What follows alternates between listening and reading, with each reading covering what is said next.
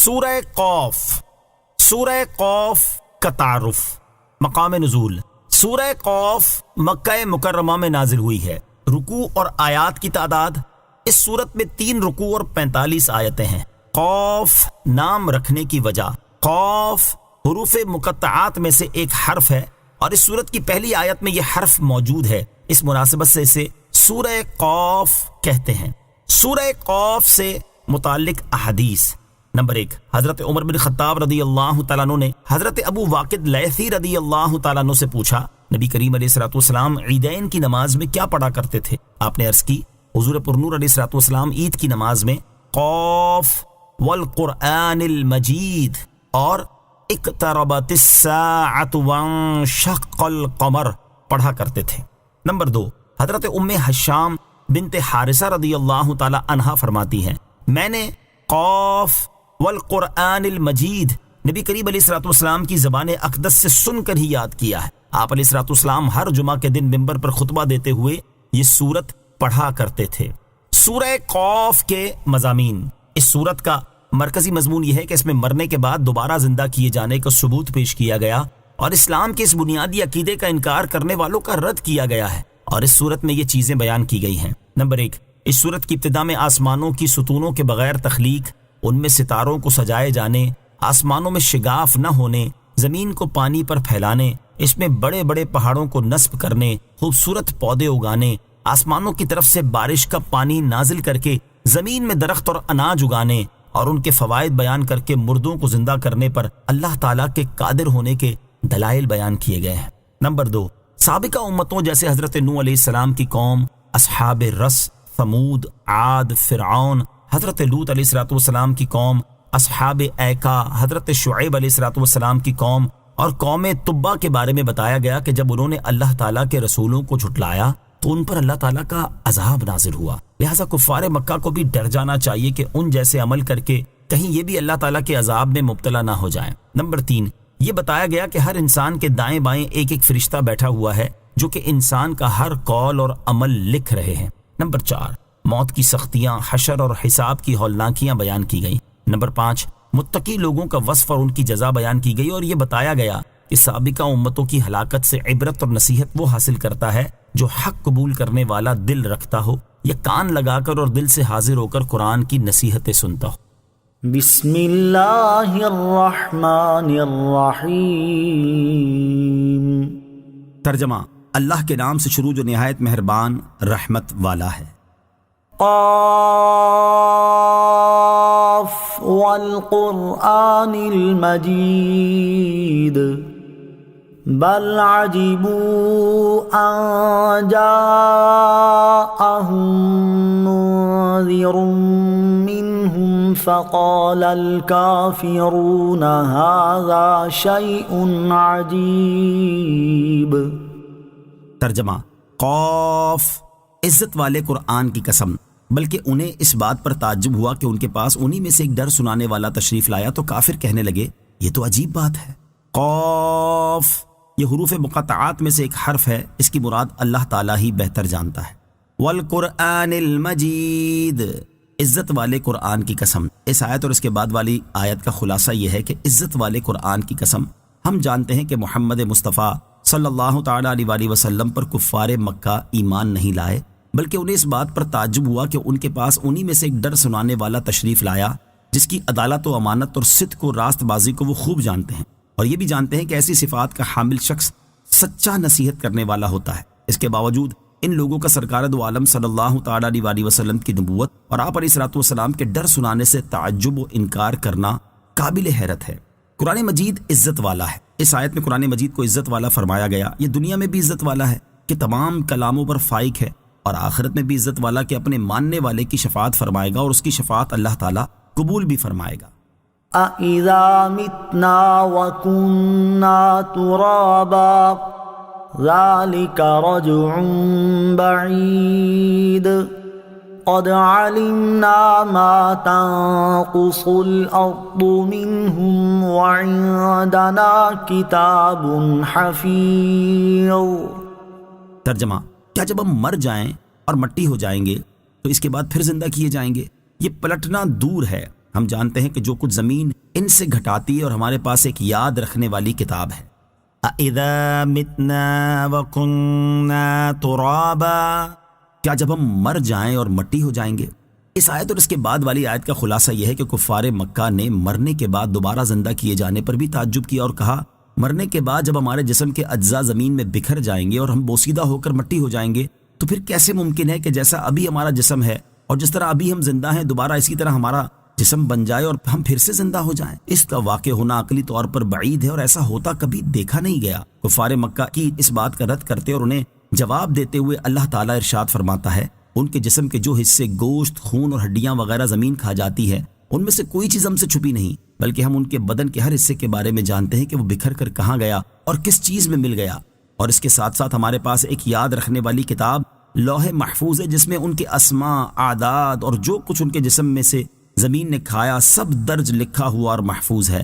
جب ہمارے علم کا یہ حال ہے اور ہم انہیں ویسے ہی زندہ کرنے پر قادر بھی ہیں جیسے پہلے تھے تو پھر پہلے کی طرح دوبارہ زندہ کر دیا جانا عقل سے کیسے دور ہے؟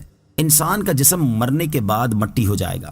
اس آیت سے معلوم ہوا کہ مرنے کے بعد انسان کا جسم مٹی ہو جائے گا۔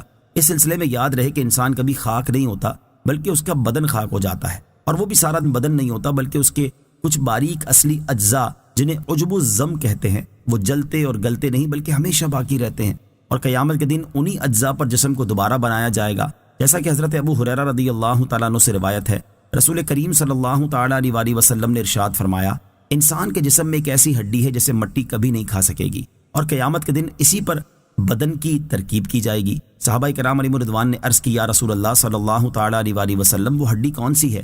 ارشاد فرمایا عجب الزم۔ اعلیٰ حضرت امام احمد رضا خان رحمۃ اللہ تعالی علیہ فرماتے ہیں انسان کبھی خاک نہیں ہوتا، بدن خاک ہو جاتا ہے، اور وہ بھی کل نہیں، کچھ اجزاء اصلیہ دقیقہ جن کو عجب الزم کہتے ہیں نہ جلتے ہیں نہ گلتے ہیں، ہمیشہ باقی رہتے ہیں، انہی پر روز قیامت ترکیب جسم ہوگی۔ انبیاء، شہداء اور اولیاء اپنے اجسام اور کفنوں کے ساتھ زندہ ہیں۔ یاد رہے کہ بعض عام مومنین اور دیگر انتقال کر جانے والوں کے اجسام قبر میں اگرچہ سلامت نہیں رہتے، البتہ انبیاء کرام علیہ الصلوۃ والسلام، شہداء اور اولیاء عظام رحمۃ اللہ تعالی علیہم کے مبارک جسم قبروں میں سلامت رہتے ہیں۔ چنانچہ اعلیٰ حضرت امام احمد رضا خان رحمۃ اللہ تعالی علیہ فرماتے ہیں اہل سنت کے نزدیک انبیاء و شہداء علیہم التحیۃ والثناء اپنے ابدان شریفہ سے زندہ ہیں، بلکہ انبیاء علیہ الصلوۃ والسلام کے ابدان لطیفہ زمین پر حرام کیے گئے ہیں کہ وہ ان کو کھائے۔ اسی طرح شہداء و اولیاء علیہم الرحمہ والثناء کے ابدان و کفن بھی قبور میں صحیح و سلامت رہتے ہیں، وہ حضرات روزی رزق دیے جاتے ہیں۔ علامہ سبکی شفاء السقام میں لکھتے ہیں شہداء کی زندگی بہت اعلیٰ ہے، زندگی اور رزق کی یہ قسم ان لوگوں کو حاصل نہیں ہوتی جو ان کے ہم مرتبہ نہیں، اور انبیاء کی زندگی سب سے اعلیٰ ہے اس لیے کہ وہ جسم و روح دونوں کے ساتھ ہے جیسی کہ دنیا میں تھی اور ہمیشہ رہے گی۔ اور قاضی ثناء اللہ صاحب پانی پتی تذکرۃ الموتیٰ میں لکھتے ہیں اولیاء اللہ کا فرمان ہے کہ ہماری روحیں ہمارے جسم ہیں، یعنی ان کی ارواح جسموں کا کام دیا کرتی ہیں، اور کبھی اجسام انتہائی لطافت کی وجہ سے ارواح کی طرح ظاہر ہوتے ہیں۔ کہتے ہیں کہ رسول اللہ صلی اللہ علیہ وسلم کا سایہ نہ تھا، ان کی ارواح زمین، آسمان اور جنت میں جہاں بھی چاہیں آتی جاتی ہیں، اس لیے قبروں کی مٹی ان کے جسموں کو نہیں کھاتی ہے بلکہ کفن بھی سلامت رہتا ہے۔ ابن ابی دنیا نے مالک سے روایت کی ہے کہ مومنین کی ارواح جہاں جاتی ہیں سیر کرتی ہیں، مومنین سے مراد کاملین ہیں۔ حق تعالیٰ ان کے جسموں کو روحوں کی قوت عطا فرماتا ہے تو وہ قبروں میں نماز ادا کرتے اور ذکر کرتے ہیں اور قرآن کریم پڑھتے ہیں۔ اور شیخ الہند محدث دہلوی رحمۃ اللہ تعالی علیہ شرح مشکات میں فرماتے ہیں اللہ تعالیٰ کے اولیاء اس دار فانی سے دار بقا کی طرف کوچ کر گئے ہیں اور اپنے پروردگار کے پاس زندہ ہیں، انہیں رزق دیا جاتا ہے، وہ خوشحال ہیں اور لوگوں کو اس کا شعور نہیں۔ اور علامہ علی قاری شرح مشکات میں لکھتے ہیں اولیاء اللہ کی دونوں حالتوں حیات و ممات میں اصلاً فرق نہیں، اسی لیے کہا گیا ہے کہ وہ مرتے نہیں بلکہ ایک گھر سے دوسرے گھر میں تشریف لے جاتے ہیں۔ انتقال کے بعد اولیاء کرام کی زندگی کے 5 واقعات۔ علامہ جلال الدین سیوطی رحمۃ اللہ تعالی علیہ نے شرح الصدور میں انتقال کے بعد اولیاء کرام رحمۃ اللہ تعالی علیہم کے بارے میں چند مستند روایات لکھی ہیں، اور اعلیٰ حضرت امام احمد رضا خان رحمۃ اللہ تعالی علیہ نے انہیں فتاوی رضویہ میں بھی نقل فرمایا ہے۔ ان میں سے 5 روایات سماعت کیجیے۔ نمبر 1، مشہور ولی حضرت ابو سعید خراز رحمۃ اللہ تعالی علیہ فرماتے ہیں میں مکہ معظمہ میں تھا، باب بنی شیبہ پر ایک جوان مردہ پڑا پایا، جب میں نے اس کی طرف نظر ڈالی تو مجھے دیکھ کر مسکرایا اور کہا اے ابو سعید کیا تم نہیں جانتے کہ اللہ تعالیٰ کے پیارے زندہ ہیں، اگرچہ مر جائیں وہ تو یہی ایک گھر سے دوسرے گھر میں منتقل کیے جاتے ہیں۔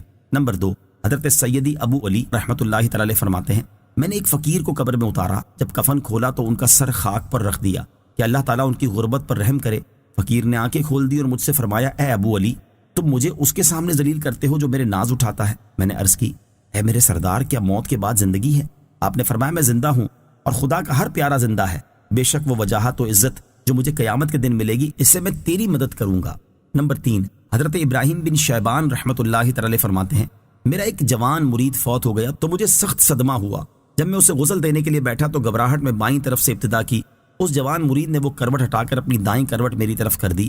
میں نے کہا، اے بیٹا تو سچا ہے، مجھ سے غلطی ہوئی۔ نمبر 4، حضرت ابو یعقوب سوسی رحمۃ اللہ تعالی فرماتے ہیں، میں نے ایک مرید کو نہلانے کے لیے تختے پر لٹایا تو اس نے میرا انگوٹھا پکڑ لیا۔ میں نے اس سے کہا، اے بیٹے میرا ہاتھ چھوڑ دے، بے شک میں جانتا ہوں کہ تو مردہ نہیں، یہ تو صرف مکان بدلنا ہے، اس لیے میرا ہاتھ چھوڑ دے۔ نمبر 5، حضرت ابو یعقوب سوسی رحمۃ اللہ تعالی فرماتے ہیں، مکہ معظمہ میں ایک مرید نے مجھ سے کہا، اے میرے پیر و مرشد، میں کل ظہر کے وقت مر جاؤں گا، حضرت ایک اشرفی لیں، آدھی میں میرا دفن اور آدھی میں میرا کفن کریں۔ جب دوسرا دن ہوا اور ظہر کا وقت آیا تو مذکورہ مرید نے آ کر طواف کیا، پھر کعبے سے ہٹ کر لیٹا اور انتقال کر گیا۔ جب میں نے اسے قبر میں اتارا تو اس نے آنکھیں کھول دیں۔ میں نے کہا، کیا موت کے بعد زندگی ہے؟ اس نے کہا، میں زندہ ہوں اور اللہ تعالیٰ کا ہر دوست زندہ ہے۔ لوح محفوظ اللہ تعالیٰ کے علم کے لیے نہیں۔ آیت نمبر 3 کے آخر میں بیان ہوا کہ اللہ تعالیٰ کے پاس ایک یاد رکھنے والی کتاب ہے۔ اس کتاب سے لوح محفوظ مراد ہے، اور یاد رہے کہ لوح محفوظ اللہ تعالیٰ کے علم کے لیے نہیں ہے، کیونکہ لوح محفوظ میں تو سب کچھ خود اللہ تعالیٰ عز و جل کے علم سے ہے، لہٰذا لوح محفوظ خاص بندوں کو علم دینے کے لیے ہے۔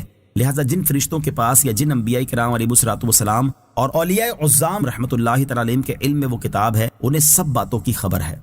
بل كذبوا بالحق لما جاءهم فهم في امر مريج۔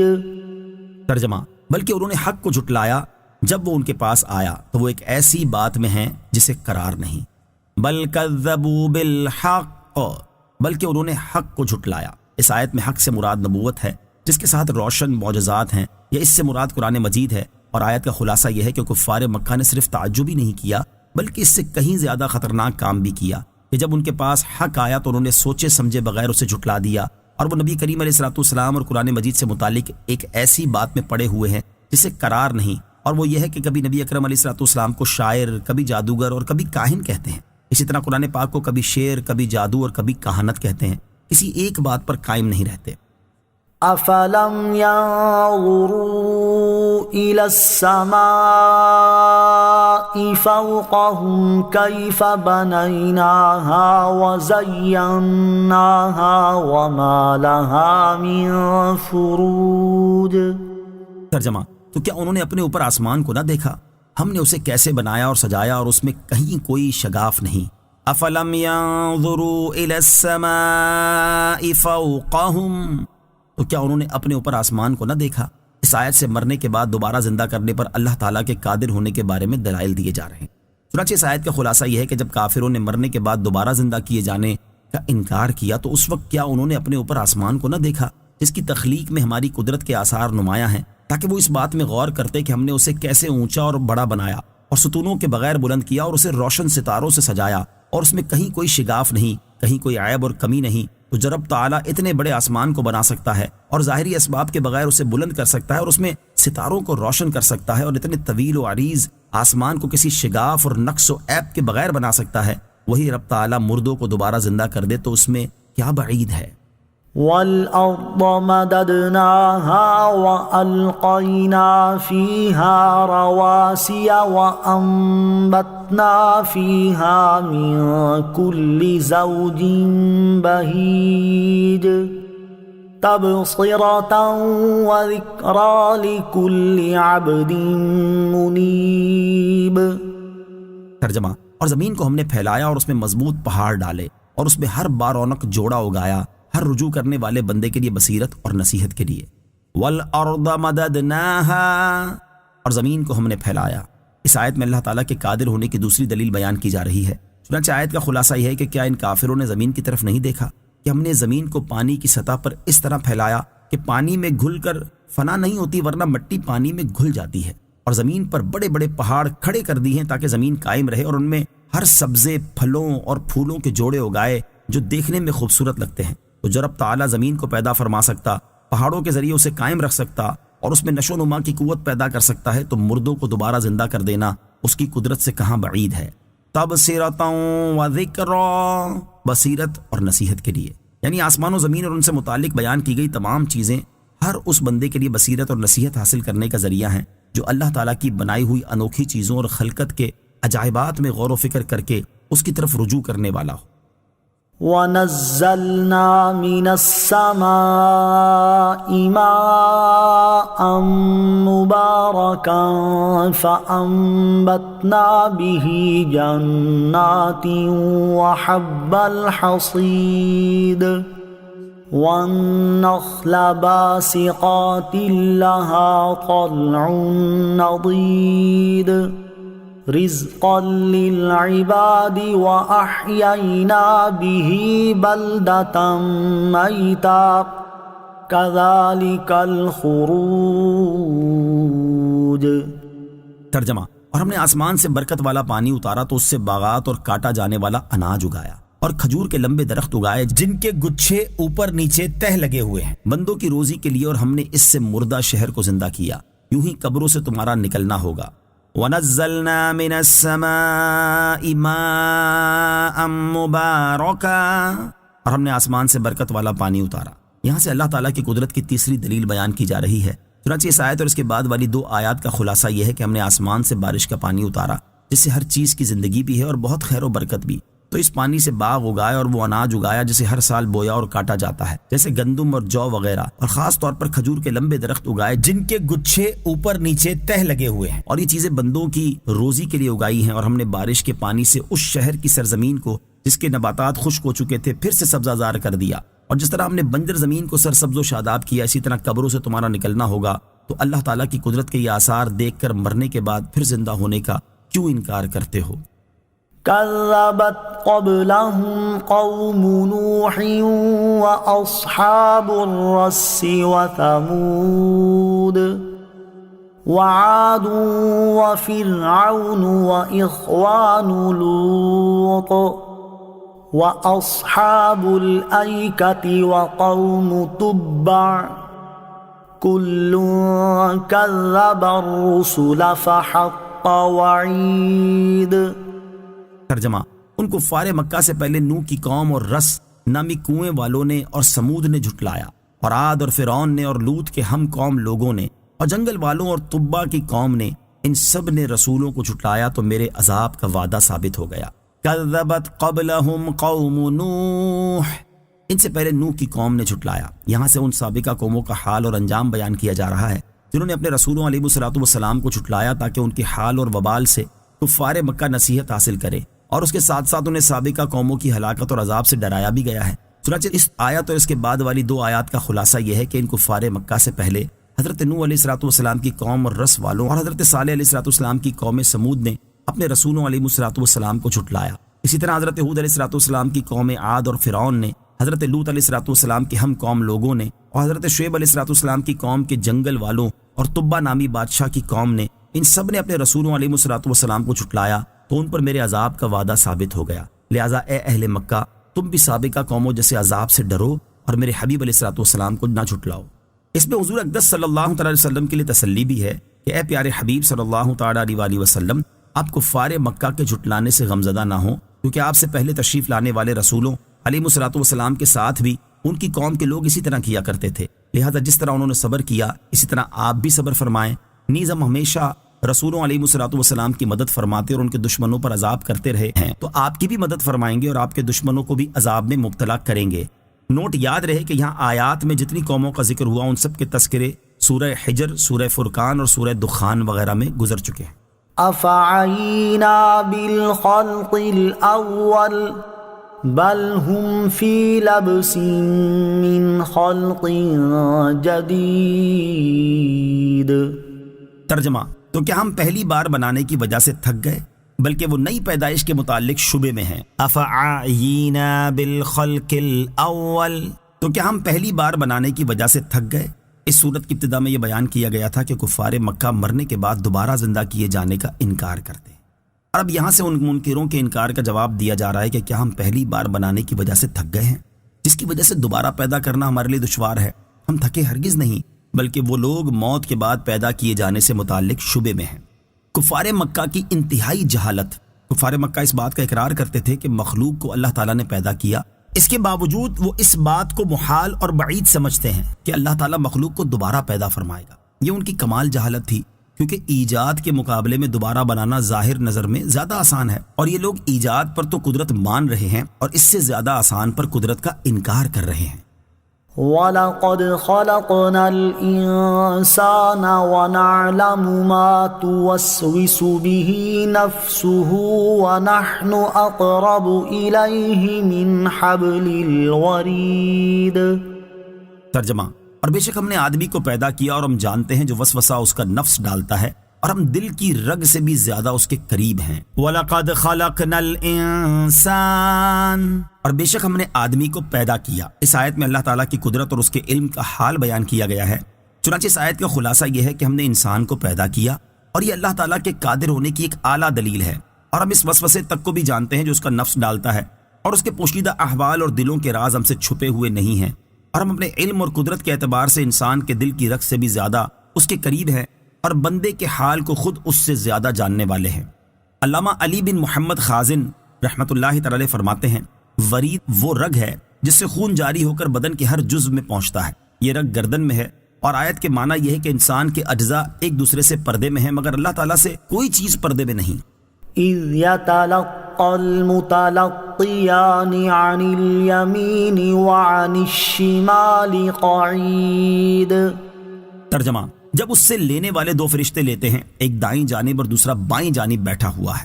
اذ یتلقى المتلقیان، جب اس سے لینے والے دو فرشتے لیتے ہیں، یعنی ہم اس وقت بھی انسان کے دل کی رگ سے زیادہ اس کے قریب ہوتے ہیں جب انسان کا ہر عمل اور ہر بات لکھنے پر مامور دو فرشتے اس کا ہر قول اور فعل لکھ لیتے ہیں۔ ان میں سے ایک فرشتہ دائیں جانب نیکیاں لکھنے کے لیے اور دوسرا بائیں جانب برائیاں لکھنے کے لیے بیٹھا ہوا ہے۔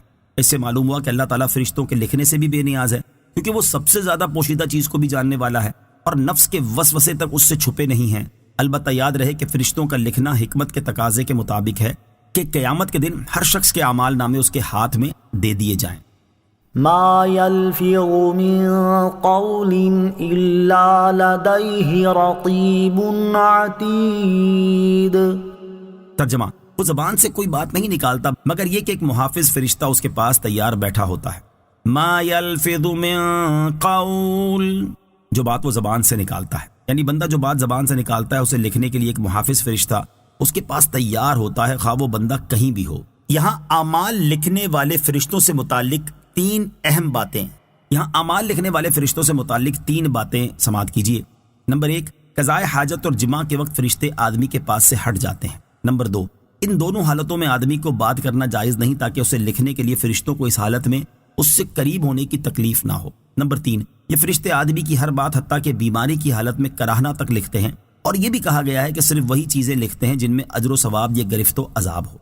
وجاءت سکرۃ الموت بالحق ذلك ما كنت منه تحید۔ ترجمہ: اور موت کی سختی حق کے ساتھ آ گئی، یہ وہ ہے جس سے تو بھاگتا تھا۔ وجاءت سکرۃ الموت بالحق، اور موت کی سختی حق کے ساتھ آ گئی۔ اس سے پہلی آیات میں مرنے کے بعد دوبارہ زندہ کیے جانے کے منکروں کا رد فرمایا گیا، اور اللہ تعالیٰ نے اپنی قدرت اور علم کا حال بیان فرما کر ان کے خلاف دلائل قائم فرمائے، اور اب یہاں سے انہیں بتایا جاتا ہے کہ وہ جس چیز کا انکار کرتے ہیں وہ عنقریب ان کی موت اور قیامت کے وقت پیش آنے والی ہے۔ چنانچہ ارشاد ہوتا ہے کہ موت کی سختی حق کے ساتھ آ گئی، جس کی شدت انسان پر غشی طاری کر دیتی اور اس کی عقل پر غالب آ جاتی ہے، اور سکرات کی حالت میں مرنے والے سے کہا جاتا ہے کہ یہ وہ موت ہے جس سے تو بھاگتا تھا۔ نوٹ: یہاں آیت میں موت کی سختی آنے کو ماضی کے صیغے کے ساتھ بیان فرما کر اس کا قریب ہونا ظاہر کیا گیا ہے، اور حق سے مراد حقیقی طور پر موت آنا ہے، یا اس سے مراد آخرت کا معاملہ ہے جس کا انسان خود معائنہ کرتا ہے، یا اس سے مراد انجام کار سعادت اور شقاوت ہے۔ نوٹ: یہاں اگرچہ بطور خاص مرنے کے بعد دوبارہ زندہ کیے جانے کا انکار کرنے والوں کا رد ہے، البتہ عمومی طور پر اس میں ہر مسلمان کے لیے بھی نصیحت ہے، کیونکہ اسے بھی موت ضرور آنی ہے اور اسے بھی نزا کی سختیوں کا سامنا ہوگا، لہٰذا اسے چاہیے کہ اپنی موت اور اس وقت کے حالات کو سامنے رکھے اور اپنی آخرت کو بہتر سے بہتر بنانے کی خوب کوشش کرے، اور کسی حال میں بھی اپنی موت سے غافل نہ ہو۔ نزا کی تکلیف کا حال، یہاں آیت میں موت کی سختی کا ذکر ہوا، اس کے بارے میں امام محمد غزالی رحمۃ اللہ تعالی فرماتے ہیں نزع اس تکلیف کا نام ہے جو صرف روح پر اترتی ہے اور تمام اعضاء کو گھیر لیتی ہے، حتیٰ کہ بدن میں روح کے جتنے اجزاء ہیں ان سب کو درد محسوس ہوتا ہے۔ اگر کسی شخص کو کانٹا چبھ جائے تو اس سے پہنچنے والا درد روح کے صرف اس جز کو پہنچتا ہے جو اس عضو سے ملا ہوا ہے جس میں کانٹا چبھتا ہے، اور اس کے مقابلے میں جلنے کا اثر زیادہ ہوتا ہے، کیونکہ آگ کے اجزاء بدن کے تمام اجزاء میں سرایت کر جاتے ہیں، جس کی وجہ سے جلنے والے عضو کا کوئی ظاہری اور باطنی جز آگ سے محفوظ نہیں رہتا۔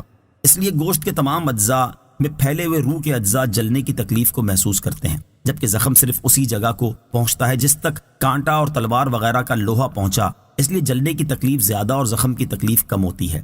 اور نزع کی تکلیف نفس سے روح پر حملہ آور ہوتی اور تمام اعضاء کو گھیر لیتی ہے، کیونکہ ہر رگ، ہر پٹھے، بدن کے ہر حصے، ہر چوٹ، ہر بال کی جڑ اور خال کے نیچے سے حتیٰ کہ سر کی چوٹی سے قدم تک ہر جگہ سے روح کو نکالا جاتا ہے۔ اس لیے تم اس کے کرب اور تکلیف کا حال نہ پوچھو، حتیٰ کہ بزرگوں نے فرمایا موت تلوار کی مار، آرے کے چیرنے اور کینچی کی کاٹ سے زیادہ سخت ہے، کیونکہ بدن کو تلوار سے کاٹا جائے تو صرف اس لیے تکلیف ہوتی ہے کہ بدن کا روح سے تعلق ہے، تو جب صرف روح ہی کو صدمہ پہنچے تو کس قدر تکلیف ہوگی۔ نیز جب کسی شخص کو مارا جاتا ہے تو وہ مدد بھی مانگ سکتا ہے اور چیخ بھی سکتا ہے، کیونکہ اس کے دل اور زبان میں طاقت موجود ہوتی ہے، لیکن مرنے والے کی آواز اور چیخ و پکار سخت تکلیف کی وجہ سے ختم ہو جاتی ہے، کیونکہ روح نکلنے کی بے انتہا تکلیف ہوتی ہے اور یہ دل پر سوار ہو کر پوری قوت کو ختم کر دیتی ہے۔ مرنے والے کے اعضاء کمزور پڑ جاتے ہیں اور اس میں مدد مانگنے کی طاقت باقی نہیں رہتی۔ یہ تکلیف عقل کو بھی ڈھانپ لیتی، اوسان خطا کر دیتی اور زبان کو بولنے سے روک دیتی ہے۔ موت کے وقت انسان چاہتا ہے کہ روئے، چلائے اور مدد مانگے، لیکن وہ ایسا نہیں کر سکتا، اور اگر کچھ قوت باقی رہتی بھی ہے تو روح نکلنے کے وقت اس کے حلق اور سینے سے غرغرے کی آواز سنائی دیتی ہے۔ اس کا رنگ بدل کر مٹیالہ ہو جاتا ہے، گویا اس سے وہی مٹی ظاہر ہوئی جس سے وہ بنا تھا، اور جو اس کی اصل فطرت ہے اس کی رگیں کھینچ لی جاتی ہیں، حتیٰ کہ آنکھوں کے ڈھیلے پلکوں کی طرف اٹھ جاتے ہیں، ہونٹ سکڑ جاتے ہیں، زبان اپنی جڑ کی طرف کھنچ جاتی ہے اور انگلیاں سبز ہو جاتی اور ٹھنڈی پڑ جاتی ہیں۔ تو ایسے بدن کا حال نہ پوچھو جس کی ہر رگ کھینچ لی گئی ہو۔ ذرا غور کرو کہ ایک رگ کھینچی جانے سے سخت تکلیف ہوتی ہے، تو اس وقت کیا حال ہوگا جب درد میں مبتلا روح کو بھی کھینچ لیا جائے، اور کسی ایک رگ سے نہیں بلکہ تمام رگوں سے اسے کھینچا جاتا ہے۔ پھر ایک ایک کر کے ہر عضو میں موت واقع ہوتی ہے، پہلے اس کے قدم ٹھنڈے پڑتے ہیں، پھر پنڈلیاں، اور پھر رانیں ٹھنڈی پڑ جاتی ہیں، اور ہر عضو میں نئی سختی اور شدت پیدا ہوتی ہے، حتیٰ کہ گلے تک نوبت پہنچتی ہے، اور اس وقت اس کی نظر دنیا اور دنیا والوں سے پھر جاتی ہے، اس پر توبہ کا دروازہ بند ہو جاتا ہے اور اسے حسرت و ندامت گھیر لیتی ہے۔ یا الہی ہر جگہ تیری عطا کا ساتھ ہو، جب پڑے مشکل شہ مشکل کشا کا ساتھ ہو۔ یا الہی بھول جاؤں نزع کی تکلیف کو، شادی دیدار حسن مصطفیٰ کا ساتھ ہو۔ مزید اشعار میں بھی موت سے غافل ہر انسان کے لیے بڑی عبرت ہے۔ چنانچہ ایک شاعر لکھتے ہیں اجل نے نہ کسرا ہی چھوڑا نہ دارا، اسی سے سکندر صفاتے بھی ہارا، ہر ایک لے کے کیا کیا نہ حسرت سے دھارا، پڑا رہ گیا سب یوں ہی ٹھاٹ سارا، جگہ جی لگانے کی دنیا نہیں ہے، یہ عبرت کی جا ہے تماشا نہیں ہے۔ وہ ہے عیش و عشرت کا کوئی محل بھی، جہاں طاق میں ہر گھڑی ہو اجل بھی، بس اب اپنے اس جہل سے تو نکل بھی، یہ جینے کا انداز اپنا بدل بھی، جگہ جی لگانے کی دنیا نہیں ہے، یہ عبرت کی جا ہے تماشا نہیں ہے۔ موت سے فرار ممکن نہیں۔ زیر تفسیر آیت کے آخری حصے سے معلوم ہوا کہ موت سے فرار ممکن نہیں، بلکہ یہ بہر صورت آ کر ہی رہے گی۔ موت کے بارے میں ایک اور مقام پر اللہ تعالیٰ ارشاد فرماتا ہے نحن قدرنا بینکم الموت، ترجمہ ہم نے تم میں موت مقرر کر دی، اور ارشاد فرماتا ہے کل نفس ذائقۃ الموت ثم الینا ترجعون، ترجمہ ہر جان کو موت کا مزہ چکھنا ہے، پھر ہماری ہی طرف تم پھیرے جاؤ گے، اور ارشاد فرماتا ہے اینما تکونوا یدرککم الموت ولو کنتم فی بروج مشیدہ، ترجمہ تم جہاں کہیں بھی ہو موت تمہیں ضرور پکڑ لے گی اگرچہ تم مضبوط قلعوں میں ہو، اور ارشاد فرماتا ہے وَهُوَ الْقَاهِرُ فَوْقَ عِبَادِهِ وَيُرْسِلُ عَلَيْكُمْ حَفَظَةً حَتَّى إِذَا جَاءَ أَحَدَكُمُ الْمَوْتُ تَوَفَّتْهُ رُسُلُنَا وَهُمْ لَا يُفَرِّطُونَ، ترجمہ اور وہی اپنے بندوں پر غالب ہے اور وہ تم پر نگہبان بھیجتا ہے، یہاں تک کہ جب تم میں کسی کو موت آتی ہے تو ہمارے فرشتے اس کی روح قبض کرتے ہیں اور وہ کوئی کوتاہی نہیں کرتے، اور ارشاد فرماتا ہے قل ان الموت الذي تفرون منه فإنه ملاقيكم ثم تردون إلى عالم الغيب والشهادة فينبئكم بما كنتم تعملون۔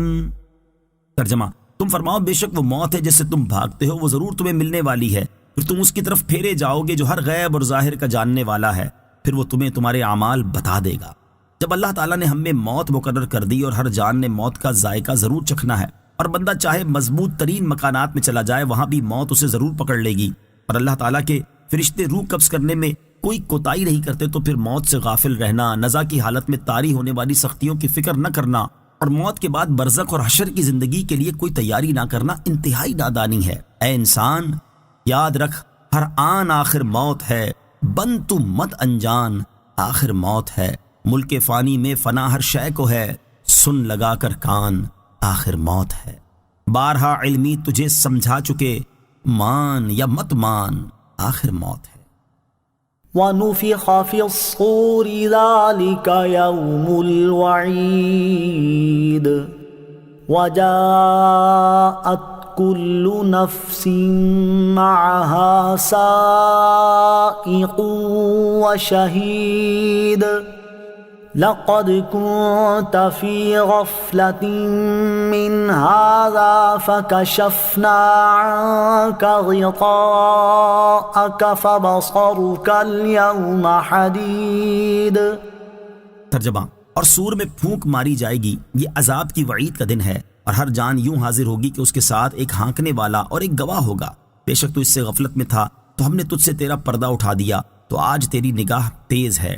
وَنُفِخَ فِي الصُّورِ، اور سور میں پھونک ماری جائے گی۔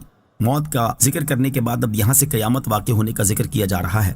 چنانچہ آیت کا خلاصہ یہ ہے کہ قیامت کے دن دوسری بار سور میں پھونک ماری جائے گی تاکہ مر جانے والے دوبارہ زندہ ہو جائیں، اور اس وقت فرمایا جائے گا یہ وہ دن ہے جس میں کافروں کو عذاب دینے کا اللہ تعالیٰ نے ان سے وعدہ فرمایا تھا۔ وَجَاءَتْ كُلُّ نَفْسٍ، اور ہر جان حاضر ہوگی۔ یہاں سے قیامت کے ہولناک واقعات اور حالات بیان کیے جا رہے ہیں۔ چنانچہ اس آیت کا خلاصہ یہ ہے کہ قیامت کے دن ہر جان یوں حاضر ہوگی کہ اس کے ساتھ ایک فرشتہ چلانے والا ہوگا جو اسے میدان محشر کی طرف ہانکے گا، اور ایک گواہ ہوگا جو اس کے عملوں کی گواہی دے گا۔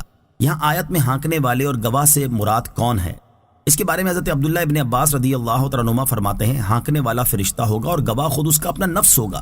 امام ضحاک کا قول ہے کہ ہانکنے والا فرشتہ ہے اور گواہ اپنے بدن کے اعضاء، ہاتھ، پاؤں وغیرہ ہوں گے۔ حضرت عثمان غنی رضی اللہ تعالیٰ عنہ نے برسر ممبر فرمایا کہ ہانکنے والا بھی فرشتہ ہے اور گواہ بھی فرشتہ ہے۔ لَقَدْ كُنْتَ فِي غَفْلَةٍ مِّنْ هَذَا، بے شک تو اس سے غفلت میں تھا، یعنی قیامت کے دن کافر سے کہا جائے گا بے شک تو دنیا میں اس قیامت کا منکر تھا، تو آج ہم نے تجھ سے وہ پردہ اٹھا دیا جو تیرے دل، کانوں اور آنکھوں پر پڑا ہوا تھا، اور اس کی وجہ سے آج تیری نگاہ تیز ہے کہ تو ان چیزوں کو دیکھ رہا ہے جن کا دنیا میں انکار کرتا تھا۔ وقال قرينه هذا ما لدي عتيد القيا في جهنم كل كفار عنيد مناع للخير معتد مريب الذي جعل مع الله إلها آخر فألقياه في العذاب الشديد۔ ترجمہ، اور اس کا ساتھی فرشتہ کہے گا یہ ہے جو میرے پاس تیار موجود ہے، حکم ہوگا تم دونوں ہر بڑے ناشکرے ہٹ دھرم کو جہنم میں ڈال دو، جو بھلائی سے بہت روکنے والا، حد سے بڑھنے والا، شک کرنے والا ہے، جس نے اللہ کے ساتھ کوئی اور معبود ٹھہرایا، تم دونوں اسے سخت عذاب میں ڈال دو۔ وقال قرینہ، اور اس کا ساتھی فرشتہ کہے گا۔ اس آیت اور اس کے بعد والی 3 آیات کا خلاصہ یہ ہے کہ کافر کا ساتھی فرشتہ جو اس کے اعمال لکھنے والا اور اس پر گواہی دینے والا ہے کہے گا یہ اس کا اعمال نامہ ہے جو میرے پاس تیار موجود ہے۔ اس اعمال نامے کے مطابق اللہ تعالیٰ 2 فرشتوں کو حکم فرمائے گا تم دونوں ہر اس شخص کو جہنم میں ڈال دو جو بڑا ناشکرا، ہٹ دھرم، بھلائی سے بہت روکنے والا، حد سے بڑھنے والا اور دین میں شک کرنے والا ہے، اور جس نے اللہ تعالیٰ کے ساتھ کوئی اور معبود ٹھہرایا تو تم دونوں اسے سخت عذاب میں ڈال دو۔ قال قرينه ربنا ما أطغيته ولكن كان في ضلال بعيد قال لا تختصموا لدي وقد قدمت إليكم بالوعيد ما يبدل القول لدي وما أنا بظلام للعبيد۔ ترجمہ، اس کا ساتھی شیطان کہے گا اے ہمارے رب، میں نے اسے سرکش نہیں بنایا تھا، ہاں یہ خود ہی دور کی گمراہی میں تھا۔ اللہ تعالیٰ فرمائے گا میرے پاس نہ جھگڑو، میں پہلے ہی تمہاری طرف عذاب کی وعید بھیج چکا تھا، میرے ہاں بات بدلتی نہیں اور نہ میں بندوں پر ظلم کرنے والا ہوں۔ قال قرینہ، اس کے ساتھی شیطان نے کہا۔ اس آیت اور اس کے بعد والی 2 آیات کا خلاصہ یہ ہے کہ جب قیامت کے دن کافر کو جہنم میں ڈالنے کا حکم دیا جائے گا تو اس وقت وہ کہے گا اے ہمارے رب، مجھے اس شیطان نے ورگلایا اور کبھی بھی راہ راست پر چلنے نہ دیا، اس لیے میں بے قصور ہوں۔ اس پر وہ شیطان جو دنیا میں اس پر مسلط تھا کہے گا اے ہمارے رب، میں نے اسے کبھی بھی سرکشی پر مجبور نہیں کیا تھا، بلکہ میں تو اسے فقط مشورہ دیتا اور یہ اس پر عمل کرتا رہا اور گمراہی کی عمیق وادیوں میں جا گرا، لہٰذا میں اس سے بری ہوں۔ اس پر اللہ تعالیٰ ارشاد فرمائے گا میرے پاس نہ جھگڑو، کیونکہ جزا کے مقام اور حساب کی جگہ میں جھگڑا کچھ نفع نہیں دے گا، اور میں نے پہلے ہی اپنی کتابوں میں اور اپنے رسولوں کی زبان سے یہ وعید بھیج دی تھی کہ جو سرکشی کرے گا اسے میں عذاب دوں گا، اور اس وعید کے بعد میں نے تمہارے لیے کوئی حجت باقی نہیں چھوڑی۔ اور یاد رکھو کہ میرے ہاں بات بدلتی نہیں، اس لیے تم یہ طمع نہ کرو کہ میں نے کافروں کو جہنم میں داخل کرنے کی جو وعید سنائی تھی اسے میں بدل دوں گا، اور نہ ہی میری یہ شان ہے کہ میں کسی کو جرم کے بغیر سزا دے کر اس پر ظلم کروں۔ ما يبدل القول لدي، میرے ہاں بات بدلتی نہیں۔ یاد رہے کہ دعا اور نیک کام سے اللہ تعالیٰ کے نزدیک تقدیر مبرم حقیقی نہیں بدلتی، بلکہ وہ تبدیلی ہمارے علم کے لحاظ سے ہوتی ہے، لہٰذا اس آیت میں اور حدیث میں کہ دعا سے قضا بدل جاتی ہے، تعرض نہیں۔ یوم نقول لجہنم هل امتلأت وتقول هل من مزید۔ ترجمہ، جس دن ہم جہنم سے فرمائیں گے کیا تو بھر گئی، وہ عرض کرے گی کیا کچھ اور زیادہ ہے۔ یوم نقول لجہنم، جس دن ہم جہنم سے فرمائیں گے، یعنی اے حبیب صلی اللہ تعالی علیہ وسلم آپ اپنی قوم کے سامنے اس دن کا ذکر فرمائیں جس دن ہم جہنم سے فرمائیں گے کیا تو ان لوگوں سے بھر گئی جنہیں تجھ میں ڈالا گیا ہے؟ وہ بڑے ادب سے عرض کرے گی ابھی نہیں بھری، بلکہ مجھ میں اور بھی گنجائش ہے۔ آیت کے آخری حصے کے معنی یہ بھی ہو سکتے ہیں کہ اب مجھ میں گنجائش باقی نہیں بلکہ میں بھر چکی ہوں۔ نیز یاد رہے کہ اللہ تعالیٰ نے جہنم سے وعدہ فرمایا کہ اسے جنوں اور انسانوں سے بھر دے گا۔ اس وعدے کی تحقیق کے لیے جہنم سے یہ سوال فرمایا جائے گا۔ یہاں جہنم کے بھرنے سے متعلق ایک حدیث پاک سماعت کیجیے۔ چنانچہ حضرت انس رضی اللہ تعالی عنہ سے روایت ہے کہ رسول اللہ صلی اللہ تعالی علیہ وسلم نے ارشاد فرمایا جہنم میں مسلسل جنوں اور انسانوں کو ڈالا جائے گا اور جہنم عرض کرے گی کیا کچھ اور ہیں، حتیٰ کہ رب العزت اس میں اپنی شان کے لائق اپنا قدم رکھ دے گا۔ پھر جہنم کا ایک حصہ دوسرے حصے سے مل جائے گا اور وہ عرض کرے گی بس بس تیری عزت اور تیرے کرم کی قسم، اور جنت میں مسلسل جگہ زیادہ رہے گی۔ پھر اللہ تعالیٰ ایک مخلوق پیدا فرمائے گا جسے جنت کے اضافی حصے میں رکھے گا۔ وَأُزْلِفَتِ الْجَنَّةُ لِلْمُتَّقِينَ غَيْرَ بَعِيدٍ۔ ترجمہ، اور جنت پرہیزگاروں کے قریب لائی جائے گی، ان سے دور نہ ہوگی۔ وَأُزْلِفَتِ الْجَنَّةُ لِلْمُتَّقِينَ غَيْرَ بَعِيدٍ، اور جنت پرہیزگاروں کے قریب لائی جائے گی، ان سے دور نہ ہوگی۔ کافروں کا حال بیان کرنے کے بعد اب مومنین کا حال بیان کیا جا رہا ہے۔ چنانچہ اس آیت کا خلاصہ یہ ہے کہ قیامت کے دن جنت ان لوگوں کے قریب لائی جائے گی جو دنیا میں کفر اور گناہوں سے بچتے رہے، اور جنت ان سے دور نہ ہوگی بلکہ وہ جنت میں داخل ہونے سے پہلے اس کی طرف دیکھ رہے ہوں گے۔ هذا ما توعدون لكل اواب حفیظ۔ ترجمہ، کہا جائے گا یہ ہے وہ جنت جس کا تم سے وعدہ کیا جاتا رہا ہر رجوع کرنے والے، حفاظت کرنے والے کے لیے۔ هذا ما توعدون، یہ وہ ہے جس کا تم سے وعدہ کیا جاتا رہا۔ جب جنت قریب لائی جائے گی تو متقی لوگوں سے کہا جائے گا یہ وہ جنت ہے جس کا رسولوں کے ذریعے دنیا میں تم سے وعدہ کیا جاتا، اور یہ وعدہ ہر اس شخص کے لیے ہے جو رجوع کرنے والا اور حفاظت کرنے والا ہے۔ آیت میں رجوع کرنے والے سے مراد کون ہے، اس کے بارے میں مفسرین کے مختلف اقوال ہیں۔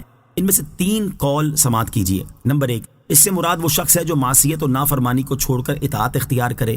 نمبر 2، حضرت سعید بن مسیب رضی اللہ تعالیٰ عنہ فرماتے ہیں اواب وہ ہے جو گناہ کرے پھر توبہ کرے، پھر اس سے گناہ صادر ہو پھر توبہ کرے۔ نمبر 3، اس سے مراد وہ شخص ہے جو تنہائی میں اپنے گناہوں کو یاد کر کے ان سے مغفرت طلب کرے۔ اسی طرح حفاظت کرنے والے سے کون مراد ہے، اس کے بارے میں بھی مفسرین کے مختلف اقوال ہیں۔ ان میں سے 4 اقوال یہ ہیں۔ نمبر 1، اس سے مراد وہ شخص ہے جو اللہ تعالیٰ کے حکم کا لحاظ کرے۔ نمبر 2، حضرت عبداللہ ابن عباس رضی اللہ تعالیٰ عنہما فرماتے ہیں اس سے مراد وہ شخص ہے جو اپنے آپ کو گناہوں سے محفوظ رکھے اور ان سے استغفار کرے۔ نمبر 3، اس سے مراد وہ شخص ہے جو اللہ تعالیٰ کی امانتوں اور اس کے حقوق کی حفاظت کرے۔ نمبر 4، اس سے مراد وہ شخص ہے جو طاعات کا پابند ہو، خدا اور رسول کے حکم بجا لائے اور اپنے نفس کی نگہبانی کرے، یعنی ایک دم بھی یاد الہی سے غافل نہ ہو۔ من خشی الرحمن بالغیب وجاء بقلب منیب ادخلوها بسلام ذلك یوم الخلود لهم ما يشاءون فيها ولدينا مزید۔ ترجمہ، جو رحمان سے بن دیکھے ڈرا اور رجوع کرنے والے دل کے ساتھ آیا، ان سے فرمایا جائے گا سلامتی کے ساتھ جنت میں داخل ہو جاؤ، یہ ہمیشہ رہنے کا دن ہے، ان کے لیے جنت میں وہ تمام چیزیں ہوں گی جو وہ چاہیں گے اور ہمارے پاس اس سے بھی زیادہ ہے۔ من خشی الرحمن بالغیب، جو رحمان سے بن دیکھے ڈرا۔ اس آیت اور اس کے بعد والی آیت کا خلاصہ یہ ہے کہ جو شخص اللہ تعالیٰ کے عذاب کو دیکھے بغیر اس سے ڈرتا اور اللہ تعالیٰ کی اطاعت کرتا ہے اور ایسے دل کے ساتھ آتا ہے جو اخلاص مند، اطاعت گزار اور صحیح العقیدہ ہو، ایسے لوگوں سے قیامت کے دن فرمایا جائے گا بے خوف و خطر، امن اور اطمینان کے ساتھ جنت میں داخل ہو جاؤ، نہ تمہیں عذاب ہوگا اور نہ تمہاری نعمتیں زائل ہوں گی، یہ جنت میں ہمیشہ رہنے کا دن ہے اور اب نہ فنا ہے نہ موت۔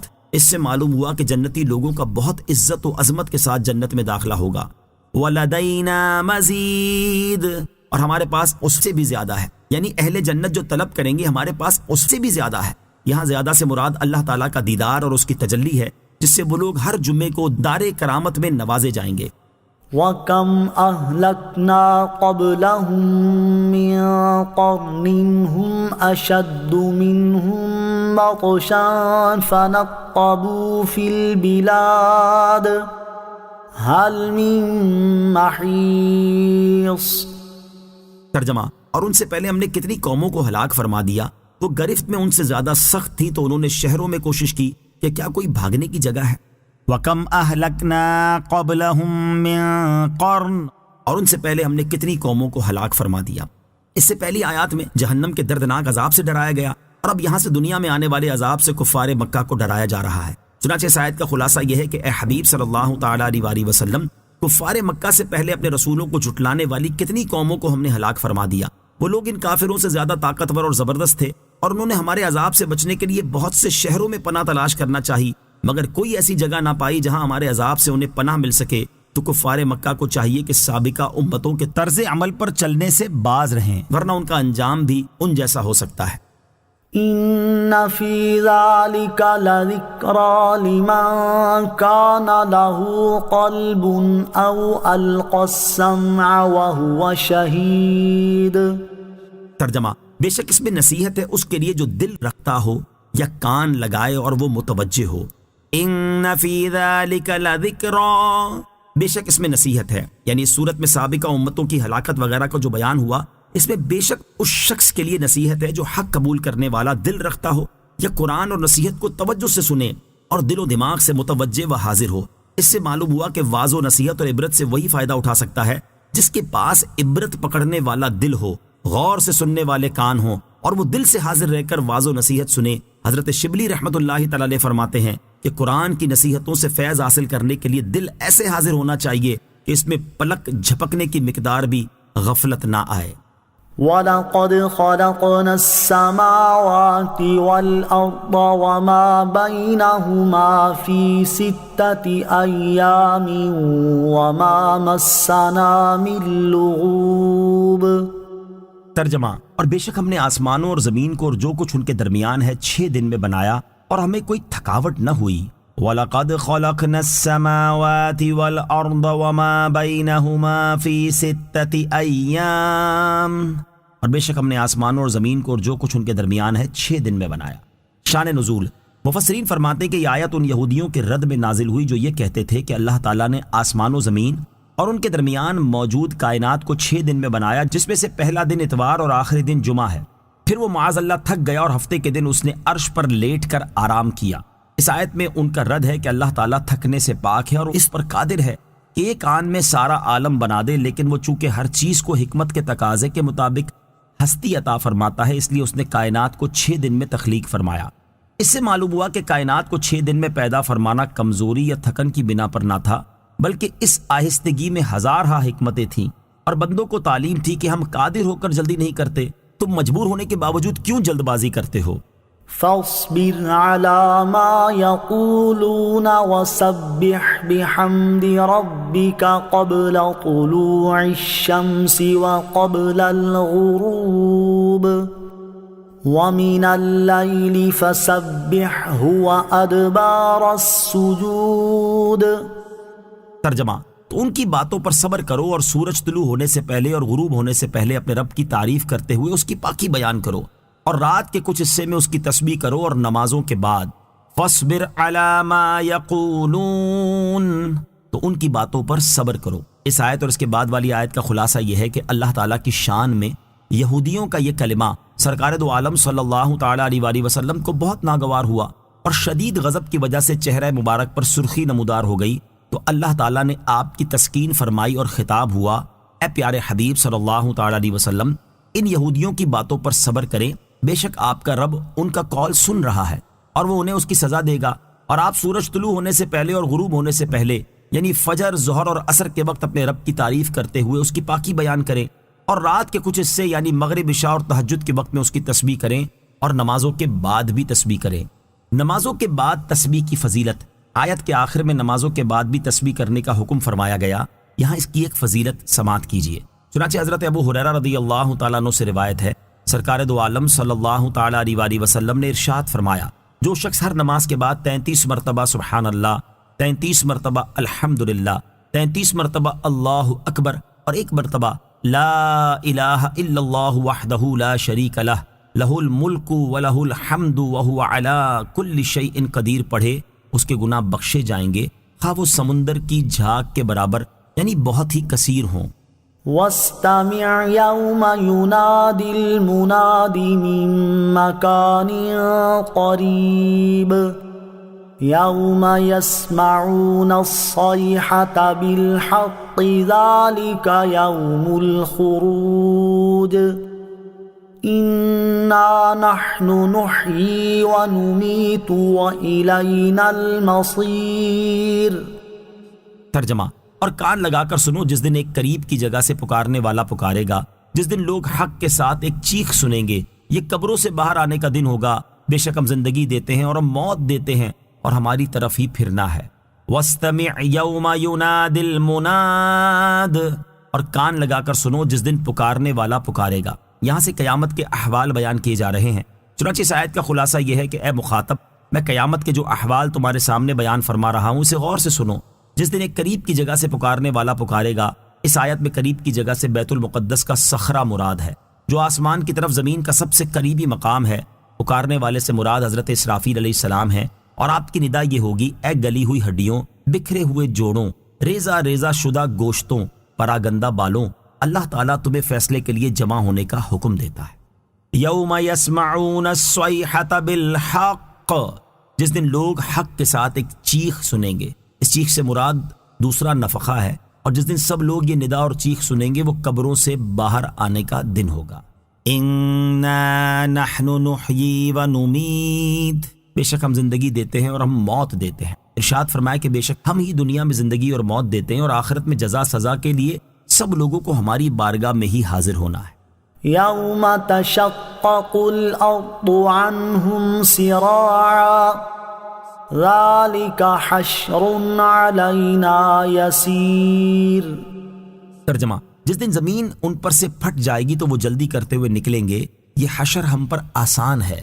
یوم تشقق الارض عنهم سراعا، جس دن زمین ان پر سے پھٹ جائے گی تو وہ جلدی کرتے ہوئے نکلیں گے، یعنی جب دوسرا سور پھونکا جائے گا تو قبر کی زمین پھٹ جائے گی اور مردے میدان محشر کی طرف دوڑتے جائیں گے۔ یہ قبروں سے زندہ ہو کر نکلنا حشر ہے، اور یہ ہمارے لیے بہت آسان ہے۔ قیامت کے دن سب سے پہلے کس سے زمین شک ہوگی؟ حضرت عبداللہ بن عمر رضی اللہ تعالیٰ عنہ سے روایت ہے کہ رسول اللہ صلی اللہ تعالیٰ علیہ وآلہ وسلم نے ارشاد فرمایا، سب سے پہلا میں ہوں جس سے زمین شک ہوگی، پھر ابو بکر صدیق رضی اللہ تعالیٰ عنہ، اور پھر عمر فاروق رضی اللہ تعالیٰ عنہ، پھر میں اہل بقی کے پاس جاؤں گا اور انہیں میرے ساتھ اٹھایا جائے گا، پھر میں اہل مکہ کا انتظار کروں گا۔ نحن اعلم بما يقولون وما انت عليهم بجبار فذكر بالقرآن من يخاف وعید۔